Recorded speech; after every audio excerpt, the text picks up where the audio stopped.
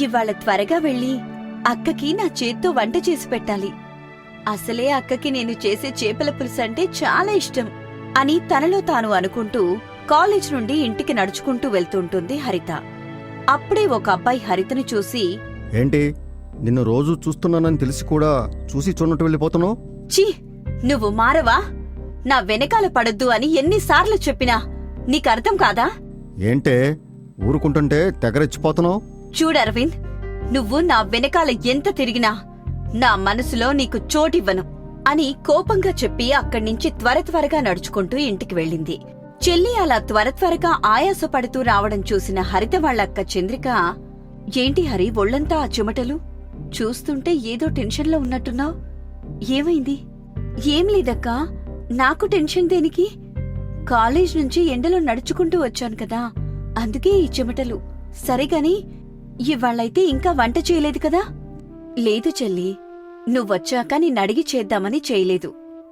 అక్క, ఇవాళ నువ్వు రెస్ట్ తీసుకో. నేను మార్కెట్కి వెళ్లి చేపలు తెచ్చి చేపల పులుసొండుతాను. అవునా? సరే. అక్క ఇలారా, వేడి వేడి చేపల పులుసు రెడీ అయింది అని చంద్రికకి వడ్డించి తాను తింటుంది. చెల్లి, ఎంత ప్రేమ నీకు నేనంటే. అక్కా, చిన్నప్పుడు అమ్మానాన్నలు చనిపోతే నువ్వే నాకు అన్నీ అయ్యి నువ్వు కష్టపడుతూ నన్ను చదివిస్తున్నావు. నీలాంటి అక్క ఉండాలంటే చాలా పుణ్యం చేసుకుని ఉండాలి. నేను ఏ జన్మలో పుణ్యం చేసుకున్నానో తెలీదు కాని అమ్మలాంటి అక్క నాకు దొరికింది. అబ్బా చెల్లి, అవన్నీ ఇప్పుడు మళ్ళీ గుర్తు చేయకు. అవును, ఇంకో 10 రోజుల్లో నీ ఎగ్జామ్స్ అయిపోతాయి కదా? అవునక్కా, ఇంకో 10 రోజుల్లో నా చదువు అయిపోతుంది. తర్వాత ఏదైనా జాబ్ చేసి నిన్ను ఇంట్లోనే కూర్చోబెడతాను అని అంటుంది. అలా అక్కా చెల్లెలు మాట్లాడుకుంటూ తింటారు. అలా రోజులు గడుస్తున్నాయి. ఒక రోజున చంద్రిక వాళ్ల దూరపు చుట్టమైన సావిత్రి చంద్రిక వాళ్ల ఇంటికి వస్తుంది. చంద్రికా, అమ్మా చంద్రికా. సావిత్రి అత్త, ఎలా ఉన్నావ్? మామయ్య ఎలా ఉన్నాడు? అందరూ బావున్నారు కాని నీతో ఒక ముఖ్యమైన విషయం మాట్లాడదామనొచ్చాను. చెప్పత్తా, ఏంటో ముఖ్యమైన విషయం అంటున్నావ్? అది చంద్రిక, మీ మామయ్య నీకు ఒక మంచి సంబంధం చూశాడు. అబ్బాయి సిటీలో పెద్ద సాఫ్ట్వేర్ ఇంజనీర్ అంట. ఆస్తి అన్నీ బావున్నాయి. అవునా? మరి నేను పెళ్లి చేసుకుని వెళ్ళిపోతే నా చెల్లి ఒంటరి అవుతుంది కదత్తా. నీకు చేశాక కొన్ని రోజులాగి దానికి కూడా పెళ్లి చేద్దాం. అత్తా, అలా వద్దు. నాతో పాటు అబ్బాయి వాళ్ళ ఇంట్లో హరితని ఉంచుతారు అంటే నేను ఆ అబ్బాయిని పెళ్లి చేసుకోటానికి రెడీ. నువ్విలా అంటావని తెలిసి ముందే వాళ్లతో ఈ విషయం గురించి మాట్లాడాను. కాని వాళ్ళు ఒప్పుకోలేదు. అలా అయితే ఈ సంబంధం వద్దులే. ముందు చెల్లికి పెళ్లి చెయ్యాలి. తనకంటూ ఒక మంచి అబ్బాయిని తోడుగా తేవాలి. నాకైతే ఇప్పట్లో పెళ్లి చేసుకోవాలని లేదత్తా అని అంటుంది. ఆ మాటలు విన్న సావిత్రి మారు మాట్లాడకుండా అక్కడ్నించి వెళ్ళిపోతుంది. ముందు చెల్లికి మంచి సంబంధం చూసి పెళ్లి చెయ్యాలి అని తనలో తాను అనుకుంటుంది. అలా ఆ రోజు నుంచి హరితకి పెళ్లి సంబంధాలు చూడటం మొదలుపెట్టింది. ఒకరోజు ఉదయం చంద్రిక సంతోషంగా హరిత దగ్గరికి వస్తుంది. హరినాన్నా, ఏంటక్కా అంతా ఆత్రంగా పిలుస్తున్నావ్? ఈ ఉదయాన్ని ఏదో పెద్ద విషయం జరిగినట్టుంది. జరిగింది చెల్లి. నీకు ఒక మంచి సంబంధం చూశాను. రేపు వాళ్ళు నిన్ను చూడ్డానికి మనింటికొస్తున్నారు. ఏంటక్కా, పెళ్ళా? ఇప్పుడే నాకెందుకు?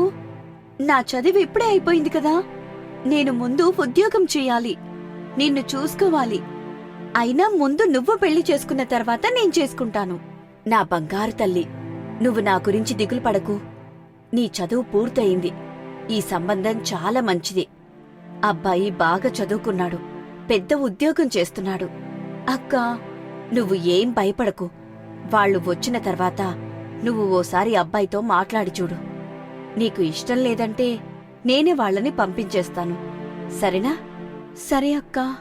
అలా మరుసటి రోజు అబ్బాయి తరపు వాళ్ళు హరిత ఇంటికి వస్తారు. అందరూ హాల్లో కూర్చుని ఉంటారు. హరిత కాఫీ పెట్టుకుని హాల్లోకి వస్తోంది. హరిత కాఫీ కప్పులు టేబుల్ మీద పెట్టి తల వంచుకుని కూర్చుంటుంది. అప్పుడే తనని చూడ్డానికొచ్చిన ఆ అబ్బాయిని తలెత్తి చూస్తుంది. అంతే, హరితకి పెద్ద షాక్. ఛీ, అరవిందా, ఏంటిది? వీడేంటిక్కడ? ఇతనా నన్ను చూడ్డానికొచ్చిన అబ్బాయి? అమ్మాయి చాలా బావుంది. ఏం పేరమ్మా? నా చెల్లి పేరు హరితండి. మంచిది. అబ్బాయి అమ్మాయి మాట్లాడుకోవడానికి అవకాశం ఇస్తే ఆ తప్పకుండా. హరిత, నువ్వెళ్ళి అబ్బాయికి ఇల్లంతా చూపించు అని అంటుంది. హరిత అరవింద్ లేచి ఇంటి వెనక వైపు ఉన్న పెరట్లోకి వెళ్తారు. హరిత చాలా కోపంగా, నువ్వు నా జీవితంలో కూడా వస్తావని అనుకోలేదు. నువ్వు నా వెనుక పడ్డం మానేవా? హరిత, ఎందుకంత కోపం? నువ్వు లేకుండా నేనుండలేను కదమ్మా. అందుకే నేనే నీ దగ్గరకు వచ్చేశాను. చూడు అరవింద్, నువ్వెంత ప్రయత్నించినా నీకు నా మనసులో చోటు లేదు. నేను ఈ పెళ్లి చేసుకోను. హరిత, ఎంతో కాలం నుంచి నీ వెంట పడుతున్నాను. నువ్వు ప్రేమగా నా దగ్గర రానప్పుడు నేను ఇలా వచ్చి పెళ్లి చేసుకుంటే సరిపోతుంది కదా. మీ అక్క ఎంతో కష్టపడి నిన్ను చదివించింది. ఆమెకంటూ కూడా ఒక జీవితం ఉండాలి కదా అని అరవింద్ అనగానే హరిత వెనక్కి తిరిగి చంద్రిక పడే కష్టం, తన త్యాగాలు గుర్తు తెచ్చుకొని కళ్లల్లో నీళ్లతో, నాకు ఇష్టం లేకపోయినా నా అక్క కోసం నేనీ పెళ్లి చేసుకుంటాను. కాని నువ్వు మారతావని నేననుకోవడం లేదు. హరిత, వెరీ గుడ్. ఇప్పుడు వెళ్ళి మీ అక్కకు చెప్పు, ఈ పెళ్లి నీకిష్టమో లేదో. ఇద్దరూ లోపలికొస్తారు. హరిత ముఖంలో బాధ కనిపిస్తుంది. ఏంటే హరి, అబ్బాయిని చూసావు కదా, నీకిష్టమేనా అని అడగ్గానే హరిత కళ్ళల్లో నీళ్లు తిరిగాయి. చంద్రికను చూస్తుంది.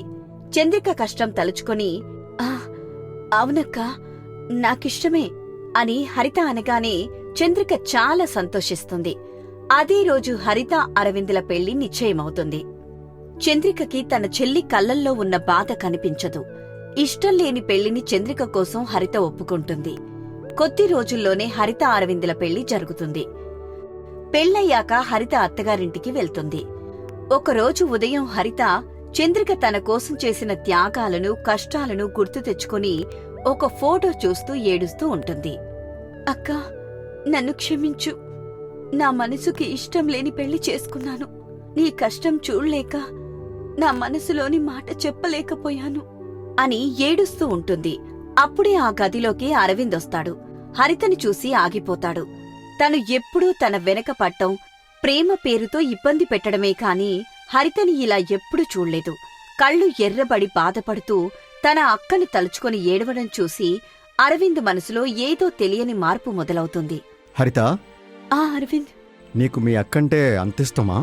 నువ్వు నా గురించి, నా ఇష్టాల గురించి ఆలోచించేవాడివైతే నా వెంట పడేవాడివి కాదు. మా అక్క నా కోసం అన్నీ త్యాగం చేసింది.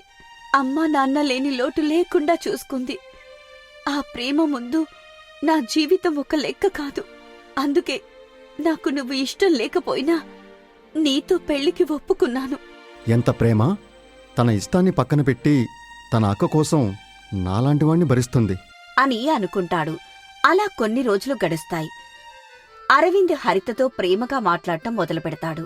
హరితకి ఆ మార్పు ఆశ్చర్యాన్ని కలిగిస్తుంది. ఒకరోజు సాయంత్రం, హరిత, కాఫీ తీసుకో. ఏంటి ఈ మార్పు? మార్పు అనేది మనిషి జీవితంలో సహజం. మీ అక్కా చెల్లెళ్ల బంధం చూశాక నా కళ్ళు తెరుచుకున్నాయి హరిత. నేను నిన్ను చాలా ఇబ్బందులు పెట్టాను హరిత, నన్ను క్షమించు. అరవింద్, నువ్వు నిజంగా మారావా? నిజంగా మారాను. ఇంకెప్పుడు నిన్ను ఇబ్బంది పెట్టను. నువ్వు సంతోషంగా ఉంటే చాలు. ఆ రోజు నుండి అరవింద్ పూర్తిగా మారిపోయాడు. కొన్ని నెలల తర్వాత ఒక ఆదివారం చంద్రిక, హరిత, అరవింద్ మాట్లాడుకుంటూ కూర్చుంటారు. హరి, నువ్వు ఎంత అదృష్టవంతురాలివి. అరవింద్ చాలా మంచివాడు. మీ ఇద్దరినీ చూస్తుంటే నా మనసు చాలా సంతోషంగా ఉంది. వదినా, మీరు మా కోసం ఎంతో కష్టపడ్డారు. మీ ఇద్దరి ప్రేమ చూశాక నా జీవితంలో కూడా మార్పొచ్చింది వదినా. అవునక్కా, ఇప్పుడు నీ గురించి ఆలోచించాలి. నీకోసం మంచి సంబంధం చూడాలి. నేను కూడా అదే అనుకుంటున్నాను హరిత. వదినా, నేను మా ఆఫీసులో పనిచేసే ఒక అబ్బాయి గురించి చెప్తాను. అతను చాలా మంచివాడు. ఆస్తి అంతస్తు అన్నీ బావున్నాయి. నాకా? పెళ్ళొద్దు. వద్దనకండి వదినా. హరిత జీవితం చక్కబడింది. ఇక మీ బాధ్యత మాది. మా ఇష్టాన్ని గౌరవించి ఒకసారి అబ్బాయితో మాట్లాడండి. అరవింద్ పట్టుబట్టి చంద్రికని ఒప్పించి ఆ సంబంధం గురించి మాట్లాడతాడు. కొన్ని రోజుల తర్వాత చంద్రిక, అబ్బాయి మాట్లాడుకుంటారు. ఆ అబ్బాయి చంద్రికకి బాగా నచ్చుతాడు. హరిత, అరవింద్ ఎంతో సంతోషంగా వాళ్ల పెళ్లి చేస్తారు.